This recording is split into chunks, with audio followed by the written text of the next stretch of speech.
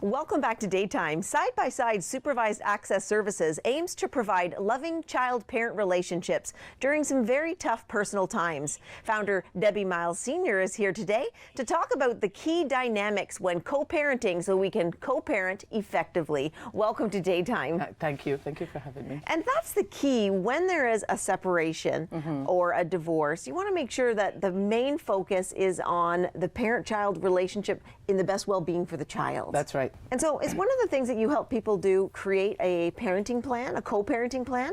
That's some of the things we assist parents in doing, or giving them resources on how to create a parenting plan.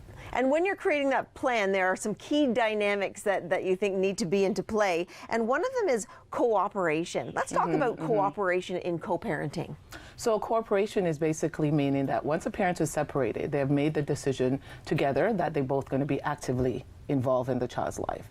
So what it means is when they decide on what school the child is going to go to, that they're going to do it together. So they're going to cooperate with each other in the best interest of their child. So those are one of the things. And the next step is communication. Let's talk about how important communication is and how do you communicate? Yes, that's really one of the biggest thing I find in co-parenting, because what happens is oftentimes when parent co-parent, then in the communication, it's usually they're communicating based on their feelings for that person. So once they were already in the relationship and any feelings of, you know, I didn't like you, you know, I didn't trust you, so that spills over when they start to co-parent. They co-parent from that stand is that, you know what, I didn't like you, you were not honest in the relationship, so this is how we're going to co-parent. And that is the biggest challenge for parents when they're co-parenting. So one of the things is learning how to do that separate, like communicate separately from their own feelings in the best interest of the child, use the emails. Emails doesn't work. Maybe we should use a third party. Maybe our communication should be just one-on-one, writing the things out that needs to be to focus on. So that's one of the biggest things. And I think too, you talked about writing emails, and I think really good advice is to ask yourself, what is my intention behind this? Am I fueled by anger right now? Am I fueled by disappointment or fear? Exactly. And then make sure you're getting out of that place before you hit send. Exactly. Exactly. Walk away from the computer and then really check yourself and then go back and send the message. Sleeping on it is also good advice. Like, have a good night's sleep and don't send that email if you've been drinking wine. Exactly. Exactly. The third part you say is compromise, and that's huge. What are some of the things that when you're co-parenting that you need to think about compromising on? Compromising. So, for example, the child is active, involved in, say, gymnastics, and there's an event coming up, but it's on the other parent's time.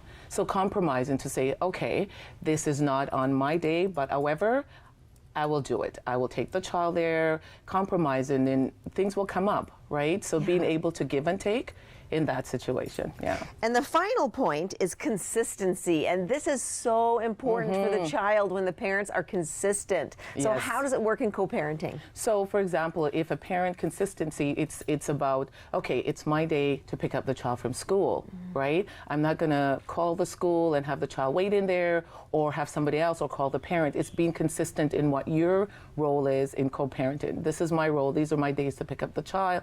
This is the schedule. We'll stick to the schedule, but there will be some flexibility, but being consistent with that.